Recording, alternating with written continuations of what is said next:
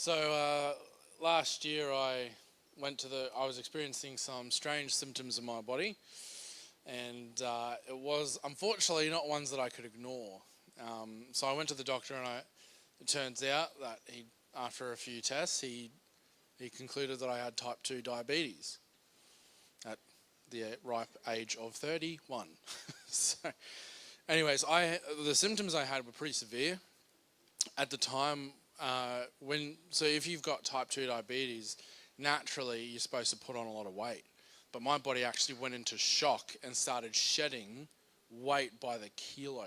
In about 4 months, I lost 20 kilos. I wasn't exercising. I mean, I'd like to brag that I was, but most of my exercise came from going from the couch to the fridge. So that's my cardio. And yeah, I'm really into fitness. Fitness whole pizza in my mouth. So anyway, I lost a lot of weight, and I went back to the doctor, and he told me to go on he drew up a special diet for me, and he said, "Oh, you're gonna have to do this," and it was like pretty close to vegan, which is horrible. You know, smelling bacon and not being able to eat it. Oh, I reckon that's what hell's like. Anyway, so I did this diet for 3 months, and then the symptoms were alleviated, and I declared myself fit not to go and see him again. And so anyway, so so moving into this year, I was feeling pretty good and stuff. But then probably sort of mid to late March, I started to experience some symptoms again. I started to get some of the same symptoms, and I'm like, oh, well, this is not good. Maybe if I ignore it, it'll just go away. And unfortunately, that wasn't the case. They began to worsen, and I said to Bryony, I was like, oh, I'm just going to go on the diet again because that helped. And I thought, maybe I can just do this and I'll go away. And I started the diet, but I just lost my peace for the diet. We call it we lose our peace, but it's like a gut feeling. It's like you just have this knowing. And so I started the diet, and after about a week, of that week, I stuck to the diet 6 days. After about a week, I had no peace for it, and I said to Bryony, I said, I'm sorry, I don't think this is the right way to go. And she said, what is the right way? I said, I think it's going to the doctor. And she said, right, well, you've got a month. It's good sometimes. It's weird how much the Holy Spirit sounds like my fiance sometimes. And anyway, but she kept me accountable. I was avoiding it because I knew that things were getting bad. It was getting the symptoms were starting to flare up, and it was getting pretty bad. So this would have been mid-May. I went back to the docs, and I went to a different doctor this time because I was hoping I'd get a different opinion.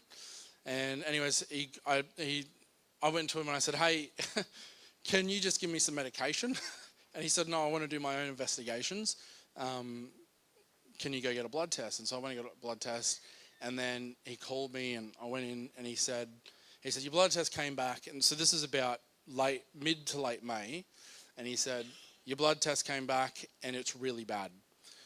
I don't know how many people are nurses or whatever, but you'll probably be familiar with this. They measure diabetes through reading called HbA1c. It's a hemoglobin something or other.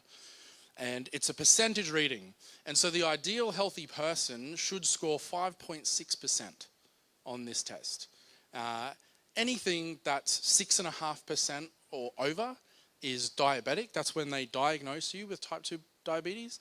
And anything that gets 7 or above is considered dangerous, right? That's not good. You're at risk. Mine was 11.9, right? And so the doctor, and all of my levels were just off the charts. And the doctor said to me, he said, this is really bad. He said, someone in their 70s should not have this kind of reading. He said, at this stage, you're not going to make it to 50. He said, this has nothing to do with your lifestyle. It's purely genetic. You cannot change it. And I was like, oh, happy days, no worries. Sweet. Well, that was, I was hoping maybe it would be not that. So I left that. I left the doctors, and I was really wrestling with it. And I told Brian, and he gave me a month's worth of prescription medication, and he gave me all of these blood tests that he wanted me to do in the next week because he was so worried that the levels were so bad. He wanted to test different organs and different stuff just to make sure everything was still working and not dead.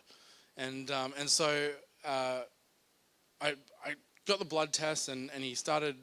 Anyway, after I got that first initial blood test and I had the next one to go to, I was in the car again, and I was just really wrestling with this. Like, the moment he said, you're not going to make it to 50, I'm now getting pictures of myself widowing Bryony when, before I make it to 50 years old. The devil's going to come in. He's going to give you these images when you get this kind of reading.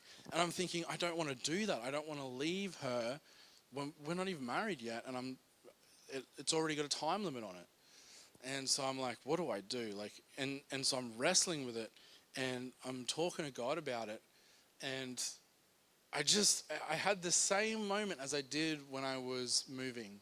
And I don't know, maybe I have some special way of chucking a tantrum that God honors. I'm not sure. But what I did was I just said, God, and I'd been fighting these symptoms for a year and a bit. And so I said, God, I am so tired of fighting symptoms, of just going uphill. It just feels like I do so much and it just yields little to no results. Like, why is it this difficult? I'm done. I'm done fighting. Your word says that by his stripes I was healed, and so I believe that. I'm not fighting. You can fight. And I had a royal hissy fit and just said, I'm done. I am done fighting. God, you fought this battle. I'm not doing it. And it was just like he hit me with this peace. It was like I just knew in that moment I had this word, you're healed. And I just grabbed onto it. I was just like, I know it. I know I'm healed. It was just like, it was like black and white. It was like I'd already read it. I knew it. And so I had coffee with Dad and Verena, and I caught up with different people, and I told a couple of people about what the doc had said to me and stuff, but every time I told them, I said, I just know I'm healed. I just know it. God has told me I'm healed. I know I'm healed. And it was like, people probably would have thought I was crazy, and anyway, so the month went by, and I ran out of the prescription medication, and so I had to go back for more. And I'd already done a couple of other blood tests to test my organs and stuff, and they'd come back all good. And so I went back, and he said, all right, we're going to test some more stuff. Here's another month's worth of prescription medication. Go get these tests done tomorrow. This was on a Sunday. So I went on the following Monday. This is 30 days to the day after my first blood test. So I went and I got my second blood test, and the doctor called me on the Wednesday, and he said, Micah, when we tested you a month ago, you came back 11.9. He said, you are now 3.8. And he said, this is the most dramatic improvement I've ever seen in my life. And then he went through all of the other levels, blood sugars and everything had come into line. And I am perfectly healthy now. My blood is healthier than an ideally healthy person's blood. And it is all thanks to God. It was nothing to do with the medication. The Lord healed me supernaturally. It was awesome.